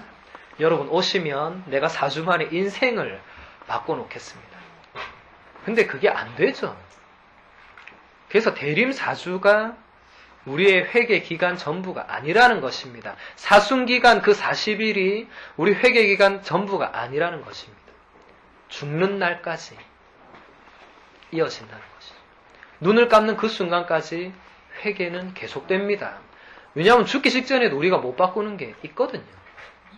정말 눈 감을 때 하느님 제가 이제는 이거 놓겠습니다 할 때 마지막까지 그 사람 회개하고 이제 가는 거죠. 마지막까지 못 놓으면 어떻게 하겠습니까? 끝까지 들고 가는 겁니다. 그분 앞에서 심판을 받겠죠. 그게 과연 정말 그분 뜻이었는지 아니었는지. 4주 만에 인생 바꿔주는 프로그램은 세상에 존재하지 않습니다. 로또도 그래 못할걸요. 4주 동안 인생 바꾸자. 로또 걸린 사람 결국 보면 인생도 비참해지죠. 인생 파탄으로 갑니다. 그런 삶에 여러분 절대 현혹되면 안 됩니다. 한순간에 바뀌는 건 없습니다. 반대급부로 한순간 쫄딱 망한다 해도 그 사람 인생 거기서 끝나지 않습니다. 다시 시작됩니다. 인생이 그렇게 한순간에 바뀌지 않습니다. 그래서 노력해야 된다는 것이죠. 회개는 그저 내 잘못을 조금 뉘우치고 죄를 조금 고백하고 고해성사하고 거기서 끝나는 것이 절대로 아닙니다. 거기서부터 나의 생각과 말과 행동과 존재가 조금씩 바뀌어야 한다는 것입니다. 여러분들 매일 성당에 오지만 바뀌지 않으니까 사람들이 여러분 보고도 성당을 가야겠다 이런 생각 안 합니다. 예수님 분명히 이야기했죠. 사람들이 너희들의 착한 행실을 보고 너희들을 보고 하느님을 찬양할 수 있도록 하라고. 그래서 너희는 세상의 빛이고 세상의 소금이라고. 근데 지금 과연 우리가 이 세상 사람들에게 빛이 되고 있습니까? 정말 이 세상 공동체에서 소금이 되고 있습니까? 안 되죠. 그래서 똑같죠. 맨날. 우리는 진짜 빛이고 소금이 돼야 됩니다. 정말 우리가 사는 걸 보고 마더 데레사 수녀님만 이 세상이 우뚝 선 빛이 아니고 요한 바오리스의 교황님만 완전 우뚝 선 빛이 아니고 우리도 그렇게 살아야 된다는 걸 그분들은 보여주신 거죠. 아주 훌륭하게. 아 정말 저렇게 살면 되는구나. 마더 데레사 수녀님도 이야기했습니다. 한 번에 한 사람. 나는 한 번에 그 한 사람만을 사랑했다고. 내가 그 수많은 사람 빈자들 다 끌어안고 이러지 못한다고. 나는 그 한 번 한 사람 다 죽어가고 있지만 내 바로 이 사람만 내 오늘은 정말 이 사람에게 사랑을 쏟고 보살펴주고 정말 싸매주고 들어주고 기도해주고 눈을 감겨주고 나 한 번에 한 사람밖에 못한다고. 그게 평생을 갔죠. 그죠? 그게 빛이 되었다는 겁니다. 뭐 한순간에 빛나겠어요. 데레사 수님도 살아있을 때는 오히려 사람들이 거부했습니다. 이상하네 하고 수녀원에서 쫓겨났습니다. 데레사 수녀. 거기서 혼자 막 하다가 새로 사람들이 모여서 새 수녀원 공동체를 만들었죠. 사랑의 선교 수녀회, 미셔너리 오브 체러티에서 MC 수녀회를 만들었습니다. 지금 이 수녀회는 전 세계 7,000명이 넘는 수녀님들을 가지고 있죠. 한 사람 때문에 7,000명이 바뀌었고 그 7,000명이 또 세상 지금 바꾸고 있죠. 그렇죠? 우리도 그런 빛과 소금이 되어야 됩니다. 여러분들 가정에서, 여러분들 직장에서, 여러분들 동료 세상 공동체에서, 또 이 신앙 공동체에서. 빛은 막 이렇게 드러나지 않습니다. 처음에는. 그런데 그 작은 것에서 나중에 알려지고 드러납니다. 소아데레사 성녀가 24살에 죽었어요. 그리고 이분은 가르멜 수녀원 들어가서 한 번도 밖을 안 나왔어요. 근데 이분이 어떻게 지금 이렇게 온 세상 빛이 되어 있겠습니까? 그분 거기서 뭐 했는지 아십니까? 맨날 빨래했습니다. 손빨래하고 청소하고 밥하고 바느질하고 이거밖에 안 했어요. 정말 딴 거 안 했어요. 그래서 사람들이 소아데레사 성녀 책 읽으면 좀 어떤 사람은 뭐 이거밖에 안 했는데 뭔 성인이 되고 나도 맨날 하는데 뭐 똑같습니다. 나도 맨날 하는데 왜 누구는 성녀가 되고 왜 누구는 안 됩니까? 왜 누구는 바느질해서 성녀되고 누구는 바느질하는 하녀가 됩니까? 왜 다르겠습니까? 그 하나를 해도 성녀는 그것을 예수님의 일로서 정말 예수님께 내어드리는 마음, 기도하는 마음 이런 걸로 했다는 것이죠. 정말 사랑을 담아서 예수님께 그걸 드리고 같은 동작 하나지만 우리는 막 하기 싫은 거 억지로 했지만 성녀는 그것도 예수님께 바쳤다는 겁니다. 하기 싫지만 바칩니다. 다르다는 것이죠. 그리고 그 한 번 그 일을 사랑으로 할 때 그것이 기도가 되고 그것이 빛이 된다는 것입니다. 여러분 집에서 청소할 때 짜증내지 말고 정말 예수님께 감사하면서 하면 다르다는 것입니다. 그것이. 얼마나 내 가족을 위해서 기쁘게 봉사하는 것이고 그로 인해서 내 가족들이 좀 더 편할 수 있고 이 얼마나 하느님 기뻐하는 일이겠어요. 아무도 청소 안 하면 집안이 돼지우리가 되어서 온갖 먼지가 굴러다니고 내 아이들이 거기서 누워 잠자면 그 누가 좋아하겠어요. 그만큼 우리가 하는 일들은 작은 일도 그냥 하는 일들이 아닙니다. 그건 내 일이 아닙니다. 사실 진짜 우리 어머니들은 더 그렇습니다. 내 일로 하지 않습니다. 다 가족들 일로 하잖아요. 사실 엄청난 희생과 봉사와 기도를 하고 있습니다. 그것을 그때 그 마음을 어떻게 먹느냐에 따라 달린 거죠. 그냥 아무렇지 않게 맨날 하는 거 이렇게 생각하면 그 사람은 맨날 거기서 끝나고 정말 예수님께 예수님 오늘도 내가 이런 일 할 수 있게 해주셔서 감사합니다. 기쁜 마음으로 이 시간 당신께 봉헌하겠습니다. 하면서 그 일을 할 때 일이 더 이상 일이 아닙니다. 일이 기도로 바뀝니다. 저도 매일 손빨래를 합니다. 매일 하면 귀찮을 수 있죠. 근데 전 손빨래할 때 제일 신납니다. 막 노래를 부르면서 막 합니다. 막 온갖 혼자 그때 오만 비명소리 다 지르면서 막 노래 부릅니다. 거의 성가들을 막 부르면서 빨래를 하면서 항상 저는 기도합니다. 정말 이 옷에 묻은 때들이 이렇게 깨끗이 빠지는 것처럼 하느님 제 영혼도 묻은 때를 이렇게 씻어달라고. 기도가 됩니다. 기도가. 그런 마음으로 매일 일부러 빨래합니다. 그거라도 안 하면 이제 완전히 나를 청소하는 작업을 안 할 것 같아서 그거라도 하면서 그때 매일 저는 성찰합니다. 내가 오늘 하루 정말 이렇게 깨끗하게 살려고 노력했는지 내 안에 묻은 때는 없는지 그때 돌아봅니다. 성찰을 맨날 밤에 자기 직전에 하는 거 아닙니다. 뭔가 자기만의 그런 성찰 시간 정말 좋죠. 어머니들은 그럴 기회가 너무나 많죠. 뭐 청소, 빨래, 소아들의 성녀도 그럴 때 성찰했습니다. 바느질 하나하나 하면서 정말 나도 하느님께 놓여진 이런 아름다운 십자수가 되도록 그렇게 기도했다는 거죠. 얼마나 이쁘고 아름다운 기도입니까? 어려운 것도 아니고. 여러분들도 그렇게 할 수 있다는 것이죠. 삶을 기도로 바꿀 수 있다. 그렇게 삶을 기도로 바꾸면 성가정은 바로 이루어집니다. 성가정 어디 돈 주고 사오는 거 아니고 그렇게 할 때 여러분 가정이 정말 기도하는 가정, 하느님이 거기에 현존하는 가정으로 바뀌게 된다는 것이죠. 신앙은 우리 교회의 전례력은 우리가 그렇게 변할 수 있도록 도움을 줍니다. 그래서 우리는 전례력에 따라 살지 세상 달력에 따라 살지 않습니다. 여러분 그것도 바뀌어야 됩니다. 2000년 동안 온 세상은 가톨릭의 이 전례를 중심으로 살았습니다. 온 세상은 미사가 중심이었습니다. 하루의 가장 중심 일과는 미사였고 거기서 이제 다른 일을 했거든요. 미사를 준비하고 거기에 모든 시간과 이걸 다 맞췄습니다. 그래서 옛날은 종을 다 쳤잖아요. 종소리에 사람들이 움직였습니다. 아, 이 종 치면, 아, 이건 무슨 종, 이 종 치면 무슨 종. 삼종 기도도 거기서 생겨나고. 왜 삼종 기도를 하겠습니까? 종 딱 치면 사람들은 그 기도를 바쳤습니다. 모든 걸 놓고. 6시에 종 딱 치면 주님의 천사가 마리아께 하리니. 하고 기도하고 그 다음 일을 했습니다. 그러니 어떻게 그냥 일이 되겠어요? 다 기도가 되죠. 그리고 또 종 치면, 이거 성당 미사 30분 전 알리는 종이구나. 일 다 놓고 이제 성당 가서 미사 드려요. 이제 돌아와서 또마다 종 치면 또 낮 삼종기도 또 주님의 천사가 말이야. 또 저녁에 치면 또 저녁 삼종기도. 또 마지막에 치면 잠들기 전에 성찰하고 거의 수도원 일과가 이 세상 일과랑 같았습니다. 그때는 세상이 이렇지 않았어요. 이런 일들이 일어나지도 않았어요. 우리도 정말 그렇게 맞춰 나가야 됩니다. 우리가 그 교회 전례에 우리가 맞춰야 됩니다. 그래서 제가 대림식이 시작될 때 누차 강조했듯이 우리의 한 해는 여기서 끝납니다. 대림시기부터 우리는 이미 새해입니다. 새 마음으로 새롭게 출발하고 다시 대림을 준비하고 이렇게 하자고 이야기를 했습니다. 이 전례력에 우리의 삶을 맞추어 나갈 때 우리도 예수님의 삶을 그대로 따라갑니다. 지금 우리는 예수님 탄생을 기다리죠.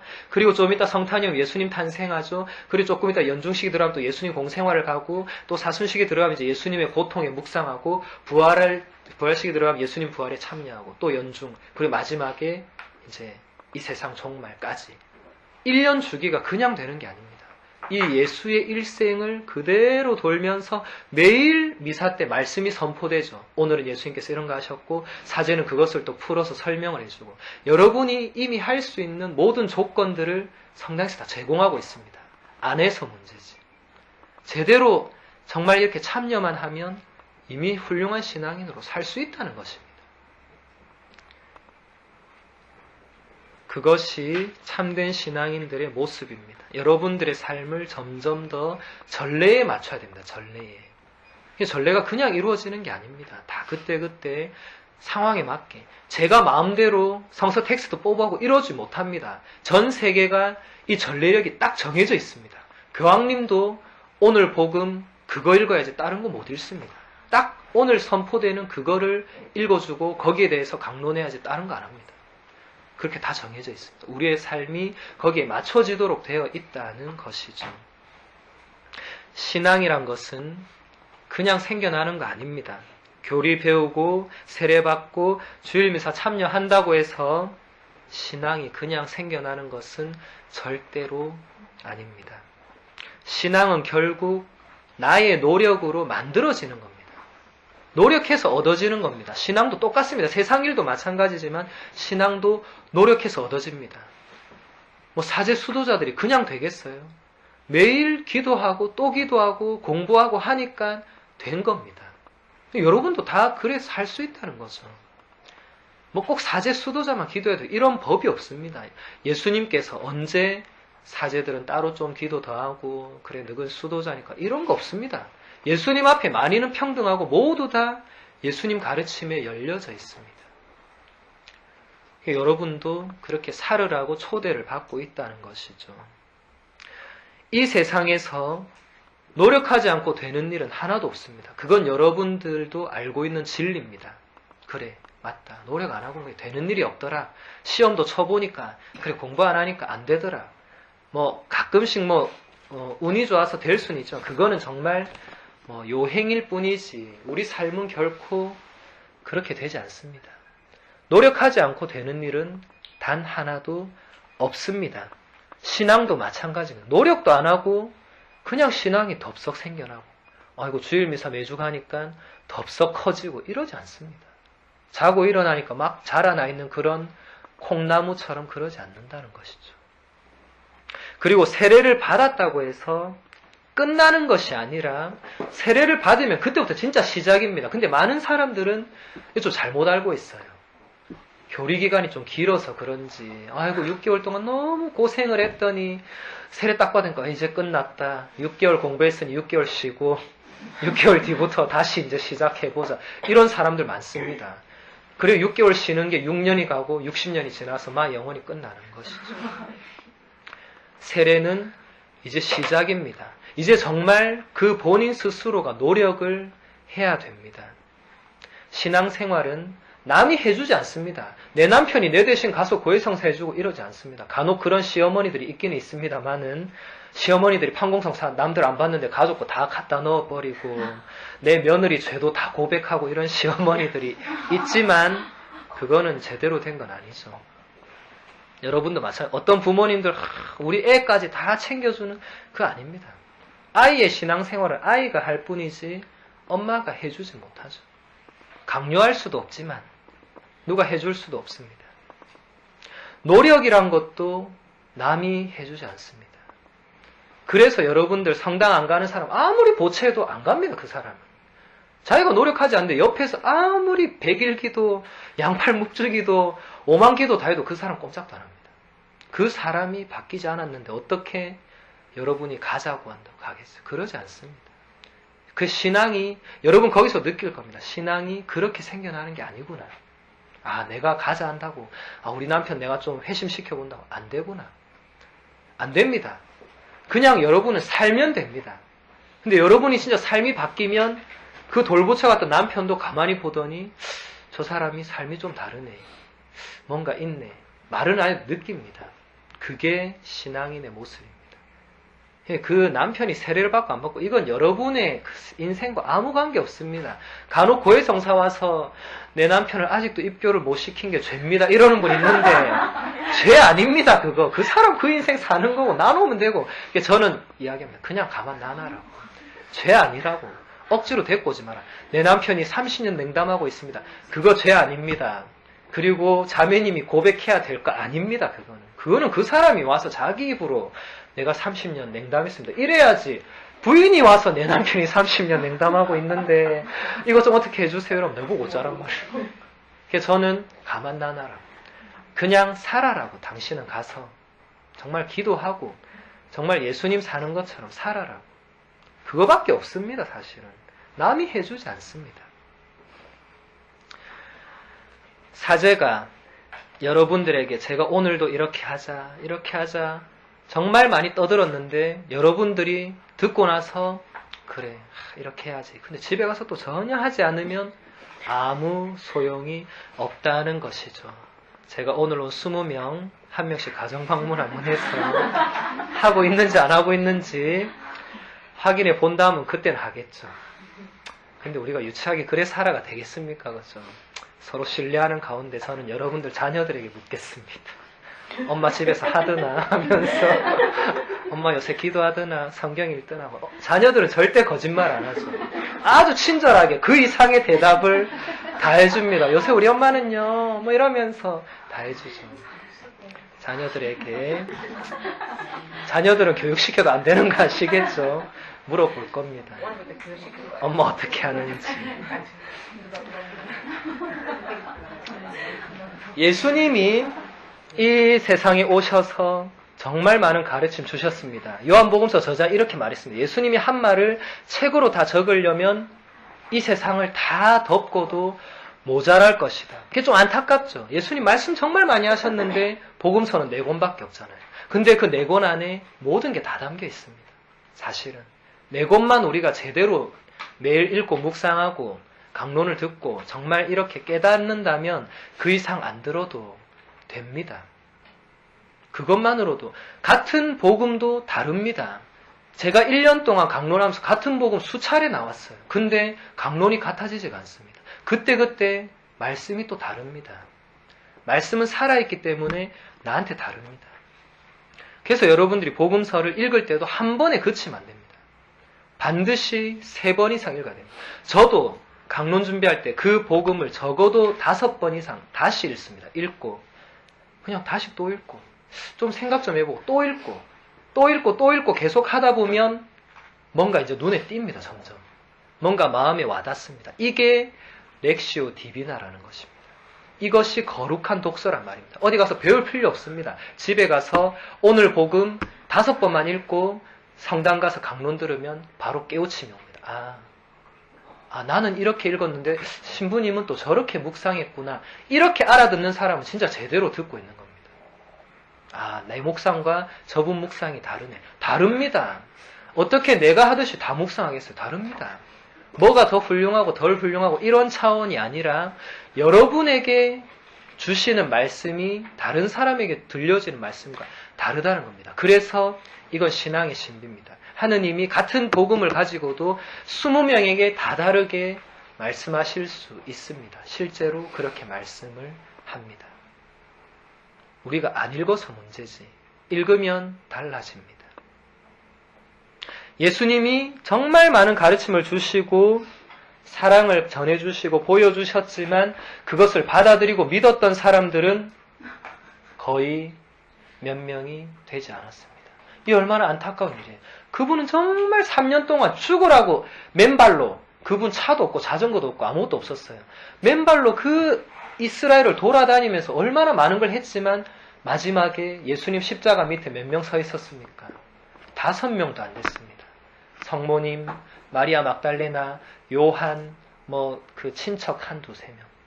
나머지 다 도망가고 따르지도 않았고 오히려 어떻게 했습니까? 십자가 못 박아라고 고함 지르고 그랬습니다. 오늘날과 보면 똑같아요.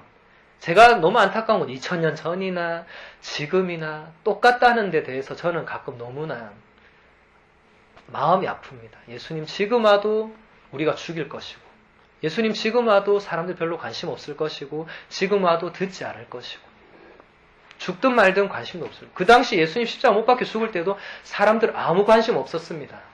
몇 명은 구경하고 몇 명은 계속 자기 일 했습니다. 예수님 왔을 때도 사람들 별 관심 없었습니다. 그냥 자기 일하고 지금 우리가 성당에서 하는 거랑 똑같습니다. 별 관심이 없었습니다. 그냥 자기 일하고 살 거 살고 그냥 좀 좋으면 좋고 그게 답니다. 세상 사람들이 지금 그리스도교를 바라보는 것과 똑같습니다. 그냥 예수란 사람이 있고 그 정도는 알지만 그 이상은 아무것도 아니고 그런 사람이 있구나. 그게 끝나는 것이죠. 나머지 사람들은 관심이 없었다. 예수가 무슨 말을 했든지 살았든지 죽었든지 아무런 관심이 없었다. 오늘날도 이와 똑같다는 것입니다. 그래서 여러분들이 한번 생각을 해보시면 나는 정말 어떤 사람으로 살고 있는가? 나는 예수님 십자가 밑에 서 있는 그 사람인가? 아니면 예수님에게 십자가 못 박으라고 고함 지른 사람인가? 아니면 그냥 구경하러 간 사람인가? 아니면 아예 관심도 없이 사는 사람인가? 한번 생각해 보세요. 나는 어딘가? 이 굉장히 중요합니다. 나라는 사람에 대한 물음 굉장히 중요합니다. 그리고 나는 이때까지 예수를 얼만큼 알고 있었고 이제 앞으로는 내가 알기 위해서 어떤 노력을 해야 되겠는가? 여러분이 만약 청년이나 더 어린 애들이었다면 제가 이런 거를 줬을 겁니다. 적어 오라고. 아까 제가 말한 것처럼 나에게 예수님 누구이신가 소개하는 거 적어 오라 했을 겁니다. 그래서 제가 보고 뭔가 해줬겠지만 여러분들은 어른들이니까 제가 그러지 않겠어요. 하지만 집에 가서 한번 해보시기 바랍니다. 그리고 여러분의 신앙 상태를 한번 거기서 점검해보고 비교할 필요 없고 비교할 것도 없습니다. 다 똑같습니다. 비교할 거 없고 그렇게 보면서 앞으로 내가 무엇을 어떻게 해야 될지 한번 나름대로 계획들을 세워보는 것도 좋겠죠. 작심삼일의 그런 엄청난 계획이 아니라 정말 그럼 내가 이제부터 매일 미사책 복음서라도 내가 아침에 꼭 읽고 자기 전에 그 말씀대로 한번 하루를 비추어 보겠다든지 아니면 정말 내가 그래도 매일 미사 가는 사람이라면 가기 전에 그래도 말씀 내가 먼저 읽고 좀 묵상을 해보고 가서 강론도 한번 들어보겠다든지 아니면 내가 적어도 3종 기도라도 정말 밥할 때 꼭 바치겠다든지 아니면 아침 저녁에 기도라도 하겠다든지 여러분은 또 자녀가 있으니까 적어도 내가 내 자녀와 함께 마지막으로 주모경이라도 바치겠다. 얼마든지 여러분들이 또 계획을 세울 수 있죠. 그렇게 해서 여러분 가정이 바뀌고 여러분 가정도 엄청난 영향을 받습니다. 한 사람의 변화가 가정을 바꿉니다. 한 사람의 열정이 세상을 바꿉니다. 마더 데레사라는 이 한 수녀님이 세상을 완전히 바꿔놨죠. 한 가정에 여러분들의 역할이 중요합니다. 여러분이 어떻게 하느냐에 따라서 가정이 바뀝니다. 맨날 똑같으면 여러분이 똑같기 때문이죠. 아이들은 사실 엄마가 어떻게 하냐에 따라 굉장히 달려있죠. 남편도 마찬가지입니다. 실제로 그 집의 실세는 여자들이지 남자는 실세 아니죠. 한쪽에 거의 깨갱깽하고 있지. 실제로 그 집을 장악하는 분들은 바로 여러분들이죠. 여러분들이 어떻게 하냐에 따라서 집이 달려있습니다. 여러분이 그날 기분 안 좋다. 애들도 눈치 살살 보고 오늘 엄마 좀 저기압이네 싹 하고 왠지 착한 척하고 말 잘 듣고 남편도 그날따라 조금 이렇게 수그러들고 여러분이 하기에 달려있습니다. 그래서 여러분들이 정말 신앙인으로서 내가 어떻게 살아왔고 어떻게 살 것인지 정말 진지하게 고민하고 이 대림 시기를 얼마 안 남았지만 잘 준비해서 정말 성탄도 기쁘게 맞이하고 또 앞으로 여러분의 삶도 정말 이 전례에 맞춰서 정말 그렇게 할 수 있다면 그럼 성탄도 얼마나 기쁘겠어요. 그죠? 성탄이 안 기쁜 것은 전혀 전례에 참여하지 않기 때문입니다. 성탄이 기쁘고 성탄이 기쁘면 다음도 기뻐요. 계속 기쁩니다. 그리고 궁금합니다. 그 예수님의 나머지 일생이 궁금합니다. 태어나고 동방박사들이 황금과 유향과 몰약을 예물로 바치고 자라나고 그 다음에 어떻게 됐을까? 이렇게 궁금해지죠. 그러면 나는 거기서 어떤 삶을 살아야 될까? 이런 물음들이 던져질 수밖에 없습니다. 예수님 태어났는데 가만히 있고 싶은 사람 있겠어요? 여러분 친구도 아기 낳으면 어떻게 합니까? 가서 축하해주죠. 기도해주고 축복해주고. 예수님 태어났는데 우리 뭐 해야겠어요? 그건 숙제죠. 집에 가서 나는 예수님 오시는데 내가 무엇을 해야 될까? 나는 그분에게 어떤 선물을 드릴까? 동방박사들은 황금도 드리고 유향도 드리고 몰약도 드렸는데 나는 그분한테 무엇을 드릴까? 예전에 장재봉 신부님 특강할 때 그런 말씀하셨죠. 이제 더 이상 애처럼 조르지 말고 여러분도 좀 주라고 좀 하느님한테 좀 줘봐라 좀. 맨날 이거 주세요 저거 주세요 하지 말고 여러분도 어른이니까 나는 무엇을 드릴까? 한번 고민해보는 그런 것들이 정말 여러분들이 해야 될 일이고 하나씩 하나씩 그렇게 바꾸어 나가는 것이 바로 신앙인들의 모습입니다. 여러분 그렇게 할 때 이 적어도 자모의 여러분들은 다른 신자하고 조금씩 달라질 거예요. 그 순간순간 못 느끼겠지만 여러분도 아마 속으로는 내가 이 정도 한다고 해서 뭐 바뀌겠나. 뭐 똑같은 것 같은데. 하지만 다릅니다. 매일 기도 조금이라도 하는 사람과 아예 하지 않는 사람은 점점 달라지죠. 하루에 성경을 한 줄이라도 읽는 사람과 전혀 읽지 않는 사람의 삶은 달라집니다. 그래서 제가 여러분 자녀들에게 집에 가서 하루 한 줄이라도 엄마 아빠랑 같이 읽어라고. 그럼 달라집니다. 그 가정이.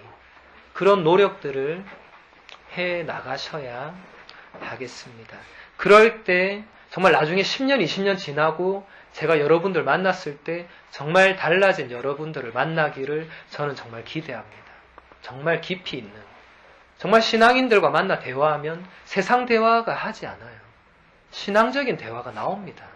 정말 어떻게 기도하고 있고 요즘 참 이런 게 잘 안 되고 이런 하느님이 나에게 이런 시련을 주고 이런 대화가 나옵니다. 저절로. 우리가 정말 그런 대화를 할 수 있는 그런 꿈을 꿉니다. 저는. 언젠가 우리가 그런 대화도 나누고 정말 그런 신앙 여정을 같이 걸어가고 그런 신앙인들이 넘쳐나기를, 종교인이 아니라 정말 신앙인들이 그 예수님 감실 앞에 앉아있는 그런 날을 꿈꿉니다. 제가 성당에 갈 때마다 한두 사람이 거기 꼭 앉아 있습니다. 신앙인들입니다. 신앙인들. 매일 누군가 꼭 있습니다. 저는 참 저런 사람이 있는데 언젠가 이 성전이 저런 분들로 꽉 차기를, 주일 미사에 그냥 와서 꽉 차는 거 말고 정말 내가 정말 예수님 만나고 싶어서, 내가 정말 그분께 나의 시간을 내어드리고 싶어서 저 감실 앞에 와 있는 분들이 꽉 차기를 저는 꿈꿉니다. 아마 예수님도 꿈꿀 거예요. 모든 사람이 그럴 수 있기를. 여기 있는 우리들이 그런 분들이 되기를 소망합니다. 영광송으로 마치겠습니다. 영광이 성부와 성자와 성령께 처음과 같이 이제와 항상